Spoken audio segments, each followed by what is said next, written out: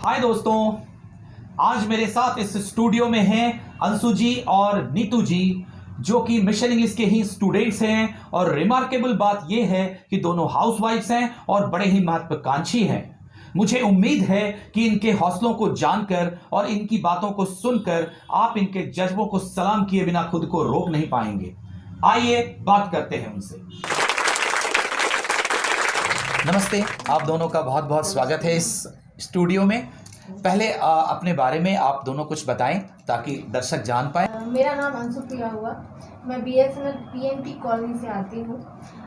बहुत सारे छोटे मोटे काम सल्टा के, बहुत सारे बड़े काम छोड़ के फिर मैं यहाँ तक पहुँचती हूँ। तो सर से बहुत उम्मीदें हैं और पूरी उम्मीद है कि सर उस उम्मीद को पूरा करेंगे। निश्चित।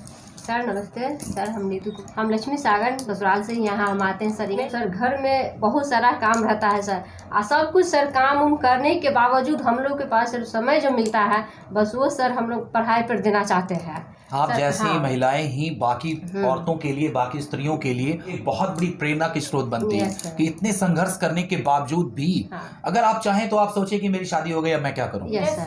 मैक्सिमम ऐसे ही सोचती है, लेकिन इतना सोचने के बावजूद भी सबसे पहले अपनी सोच को बनाना पड़ता है। साधन तो सभी जुटा लेते हैं, और मैंने पिछले वीडियो में भी कहा था कि सफलता साधन से नहीं मिलती, साधना से मिलती है। तो आपके अंदर ये साधना है, आपके अंदर ये लगन है, आपके अंदर ये समर्पण है कि नहीं मुझे कुछ करना है, ये बहुत बड़ी बात है।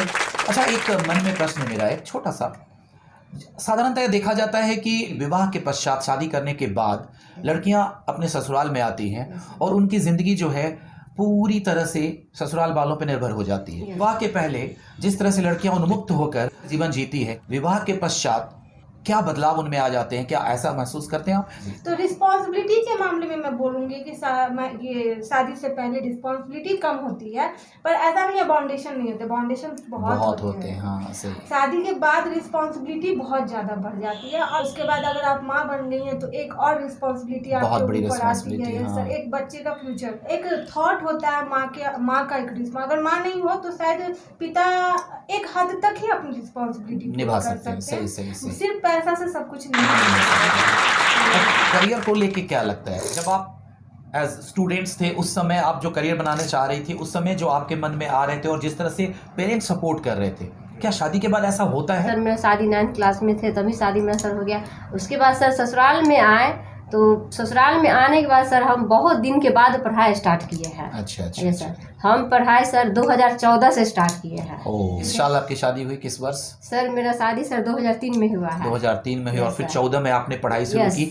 11 साल के बाद जज्बा को सलाम करना पड़ेगा, बहुत बड़ी बात है। सर मेरे हस्बैंड सर वो बोले कि नीतू तुम पढ़ सकती हो, तुम कर सकती हो, तुम अपना पढ़ाई क्यों छोड़ दी। सर मेरे हस्बैंड ही मुझे 2014 से सर रेगुलर जो पढ़ाई स्टार्ट करवाए हैं सर। अब तक हम PG में पढ़ रहे हैं सर, अपने हस्बैंड के काबिलियत के कारण ही आज हम पढ़ रहे हैं। नहीं तो सर हम पढ़ना छोड़ दिए हुए थे, हौसला मतलब जो सर होता है वो हम छोड़ दिए हुए थे। अब हम लोग सोचते हैं सर पढ़ के क्या करेंगे। मतलब जिंदगी में कुछ भी करना है तो उसके लिए उम्र कोई सीमा नहीं सर, उम्र कोई बंधन नहीं, और उम्र आपके लिए कोई भी बाधा नहीं बन सकता। ये बहुत चलना है, बस 11 साल का अंतराल बहुत बड़ा अंतराल है। उसके बाद आपके अंदर सपने और वो जज्बा को जगाना, ये बहुत बड़ी बात है। आपके हस्बैंड जो किए वो बहुत बड़ी बात है, लेकिन आपका भी शुरू करना भी बहुत बड़ी बात। सोच को बदलना ये बहुत बड़ी बात है। कोई किसी के हस्बैंड के बोल देने से कोई लेडी नहीं लेडी, बहुत सारे ऐसे हस्बैंड है जो चाहते हैं कि उनकी वाइफ आगे बढ़े, बट वो सोचती है कि नहीं अब मेरी जिंदगी इसी में सीमित है, अब मैं क्या करूँगी, छोड़ो। आप बताइए अपने स्टडी आफ्टर मैरिज जो आपका। सर मेरी मैरिज होने के बाद भी मैंने अपनी स्टडी कभी नहीं बंद की। कभी नहीं बंद की, बहुत बढ़िया, बहुत बढ़िया। स्टेज जब थी मैं 9th मंथ की प्रेग्नेंट थी, फिर भी मैंने अपना एग्जाम दिया था। मुझे याद है जब मैं आई एग्जाम देके तो मेरे पैर फूल गए। मैंने उस स्टेज में मैंने M.Com अपना कंप्लीट किया था आफ्टर मैरिज। Very good. मैंने M.Com किया, उसके बाद मैंने B.Ed एंट्रेंस का एग्जाम दिया, मेरा क्लियर हुआ था वो एंट्रेंस का एग्जाम। फिर मैंने यहाँ SM जहीर से बहेरा, वहाँ से मैंने B.Ed किया। Wow, very good. मैं 72 किलोमीटर अप डाउन करती थी। अरे एवरी डे मधुबनी से। यस सर, जाती थी आती थी। एक दिन याद है मुझे कि मैं जब वापस आ रही थी तो बहुत बारिश का मौसम आ गया था, बहुत पानी, और जो सकड़ी का रास्ता था ना उसमें इतना पानी। अरे फिर भी मैं भीगते हुए वहाँ से तो मैं अपने हस्बैंड से हैट्स ऑफ करूंगी कि उन्होंने मेरा हाथ नहीं छोड़ा। उन्होंने पढ़ाई को लेकर कभी बोला ही नहीं कि तुम पढ़ाई क्यों करोगी, तुम पहले बच्चा को देखो। नहीं, ऐसा कभी नहीं नहीं सर, कभी ऐसा नहीं है। वो पढ़ाई को लेकर बहुत डेडिकेटेड है। बहुत लकी है। एक लेडी को शादी के बाद तक पुशअप चाहिए, अगर वो पुशअप नहीं मिला तो वो बैठ जाएगी। ये मैं अपने अनुभव से बोल रही हूँ। एकदम एग्जैक्टली। पढ़ाई लिखाई को कभी कभी झगड़े भी हुए, उस समय तो बहुत बुरा लगता था जब झगड़े होते थे, लेकिन आज के डेट में अगर कोई मुझसे पूछे तो मैं यही बोलूंगी कि वो झगड़े नहीं होते तो आज शायद मैं जो कुछ भी हूँ ये भी नहीं हो पाता। शादी से पहले पापा, शादी के बाद मेरे हस्बैंड का 100% योगदान रहा है। बीएड करने के बाद भी मैं नहीं बैठी। ये मेरे ऐसा लगता था गले पे खड़े हैं, सीटेट निकालो, बीएड की हो कोई फायदा नहीं है, तुम बीएड की हो तो सीटेट निकालना ही पड़ेगा। सेकेंड अटेम्प्ट में मैंने सीटेट निकाला। सबक लेना चाहिए ऐसे पुरुषों को, ऐसे हस्बैंड्स को, निश्चित ऐसी बातों से सबक लेना चाहिए। आपको भी ढूंढने में मेरे हस्बैंड का ही योगदान है, तो उनको उसके लिए भी बहुत बहुत धन्यवाद कि आपको ढूंढे और आपके जैसे टीचर हम लोग को मिले। सर हम लोग भी थोड़ा कभी हार जाते हैं कि नहीं कर पाएंगे, लेकिन सर आप हारने नहीं देते हैं। आप साथ चलते हो इसलिए मैं साथ चलता हूँ। सर आप चलते हैं ना सर, लेकिन ज्यादातर मुझे लगता है कि कहीं भी पढ़ने लिखने जाओ, अगर आपके मांग में सिंदूर है तो देखें अरे ये तो शादीशुदा क्या सबसे पहले ये होगा। लेकिन सर आपके यहाँ बिल्कुल भी ऐसा नहीं, ऐसा कभी हमने नहीं सोचा। यस सर, आप एक स्टूडेंट की तरह हम लोग है।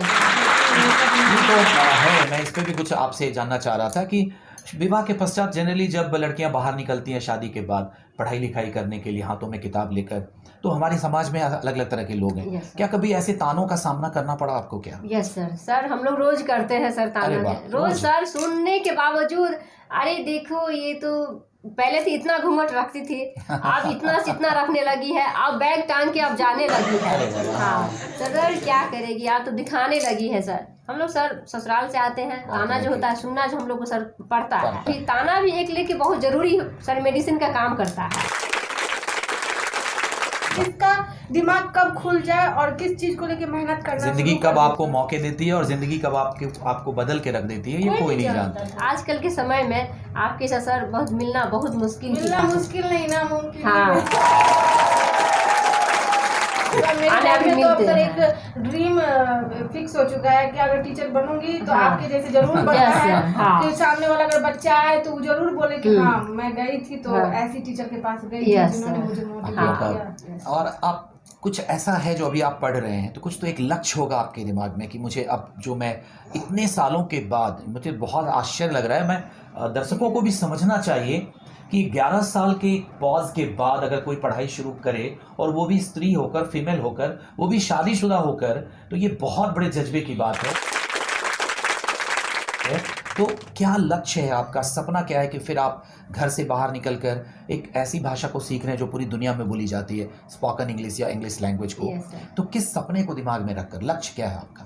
मेरे हस्बैंड का ख्वाहिश है कि मेरी पत्नी जो है जॉब करे। अच्छा, हाँ, बहुत बढ़िया। हाँ, जॉब करे, घर में ना बैठे। जो घर से जो बाहर निकली है तो वो अपने आप में प्रूव कर ले। सर इंग्लिश सर जो है दिली ख्वाहिश है कि हम भी बोल सकते हैं। मेरा बेटा बेटी को सर गर्व हो हम पे कि वाह मेरी मम्मी ऐसे कर रही है। और आपका क्या सपना, लक्ष्य कुछ? सर मेरा एक to be a teacher sir, एक ऐसा इंसान जरूर बन जाऊं कि बोले कि हाँ वो फलानी जो है ना, ना ही मैं अपने हस्बैंड के नाम से जानी जाऊं, ना ही मैं अपने पापा के नाम से जानी जाऊं, ना ही मैं अपनी बेटी के नाम से जानी, मैं अपने नाम से जानना। ये बहुत बड़ी बात है, अपनी पहचान बनाना चाहते हैं और हर इंसान को अपनी पहचान इस समाज में बनानी चाहिए। और एज अ हाउस वाइफ अपने बच्चों को आप क्या समझाती हैं, किस तरह से उन्हें बूस्टअप करना चाहिए कि आगे आने वाली जिंदगी में उनको दिक्कतों का सामना नहीं करना पड़े? एज अ हाउस वाइफ मैं आप दोनों से जानना चाहूँगा। मैं अपने आप को इतना बिल्डअप करना चाहती, इतना मजबूत बना देना चाहती कि मेरी बेटी मुझे देख करके बोले कि ये मेरी माँ भी तो माँ ही है, एक स्त्री ही है, तो फिर मैं भी एक स्त्री हूँ, लड़की हूँ, तो मैं कैसे कमजोर हो जाऊंगी? अगर कोई बेटी किसी घर में पैदा हुई सबसे पहले उस माँ को मजबूत बनना चाहिए, ताकि उस सामने वाली जो लड़की जो पैदा हुई है उसको कुछ सिखाने की जरूरत ही नहीं, वो खुद ब खुद देख करके सीख। को देखकर सब सर कुछ है, मेरे घर में मैं कुछ नहीं करती ना, अभी तो हाउस वाइफ ही हूँ, पर मेरी बेटी हमेशा अपने पापा को एग्जांपल देती है सर कि आप ऑफिस से आते हो बैठ जाते हो, मम्मा तो सारा दिन काम करती है, मम्मा पेंटिंग क्लास जाती है, मम्मा स्पोकन जाती है, मम्मा घर में पढ़ाई करती है, मम्मा घर का काम भी करती है। तो उस वक्त थोड़ा सा उसको डांटती हूँ, नहीं बोलना चाहिए ऐसे, लेकिन मन में सोचती हूँ कि कहीं ना कहीं कुछ देखी है तभी तो आज अपने पापा को बोल रही है, जबकि इनका 100% सपोर्ट मुझे रहता है, ऐसा नहीं। पर फिर भी मेरी बेटी अभी भी, अगर उस वक्त मेरे आंसू बहे थे तो मैं ये जरूर जानती हूँ कि उसका दिल कहीं ना कहीं सबसे पहले मेरे लिए ही धड़कता है। और मैंने ये ठान लिया है कि उसको कभी ऐसा एहसास नहीं देना कि तुम बेटी हो, मेरे तरफ से तो नहीं होगा कि तुम बेटी हो, हमें उन्हें मजबूत बनाना है। यस सर, उसको बेटा और बेटी दोनों बनना हो, मेंटली भी और फिजिकली भी। वो रोती है तो उसके लिए भी मैं डांटती हूँ कि तुम रोती क्यों। सच्चाई है सर, लड़की के पास ज्यादा टैलेंट होता है, तो वो अपने ससुराल और मायके दोनों को लेके चल, दोनों को लेकर, लड़की को खास करके पुसअप चाहिए सर। और उसको बाहर तो जरूरी निकालो, अगर लड़की 10th के बाद बाहर गई तो वो पढ़ेगी लिखेगी, अपने पैर पे खड़े होने के बारे में सोचेगी और खड़ी भी हो जाएगी। तो जब वो बाहर 11th से ग्रेजुएशन करेगी तो एक जगह तो करेगी नहीं, कितने जगह को चेंज करेगी, अपना घोंसला बदलती रहेगी, तो उसको उस तरह से उतने सारे परिस्थितियों से गुजरेगी और उसके बाद वो अपने आप को खुद ब खुद वो मजबूत हो जाएगी। और मैं चाहूंगा लास्ट में कि आप आपके जैसे हाउसवाइफ जो शादीशुदा हैं को कुछ मैसेज देना चाहेंगे 2-4 शब्दों में? तो सबसे पहली बात, कोई अगर मेरी जैसी हाउसवाइफ अगर दिन रात एक कर रही है, बाहर जा रही है कुछ सीखने के लिए, कुछ करने के लिए, तो उसको कोई ज्वेलरी नहीं बनना, बस अपने आप को ज्वेलरी बनाने के लिए बाहर निकलो, कुछ करो, क्योंकि जीवन एक ही बार मिलता है, बार बार नहीं मिलता है, बार बार नहीं मिलता है। करने की भी एक उम्र होती है, अभी करते रहोगे तो कहीं ना कहीं कोई ना कोई मुकाम हासिल हो जाएगा, लेकिन अगर आप एक समय बीतने के बाद करने की कोशिश करोगे तो शायद आपको कोई मुकाम नहीं, कछुए की चाल में ही सही, पर करते रहो, एक समय आएगा जब तुम खुद ब खुद अपने रास्ते पर। एक हाउसवाइफ होते हुए आप लोगों के पास ऐसे विचार हैं, लोगों को आपसे सबक लेनी चाहिए, और मुझे बहुत अच्छा लगा आप दोनों से बातें करके। हम लोग को भी सर आपसे मिलके बहुत अच्छा लगा है। अपने स्टूडियो में होगा जिस दिन आपसे फेस टू फेस इंग्लिश में हम लोग फिर बैठेंगे और नेक्स्ट टाइम हम लोग इंग्लिश टॉक करेंगे, बिकॉज अभी आप लर्निंग प्रोसेस में हैं, and I hope that very soon you will learn how to speak English well, and I am sure that you will speak and you will talk to me in very nice manner in English. Okay, don't worry. Thank you very much, बहुत अच्छा लगा आपसे बात करके। नमस्ते।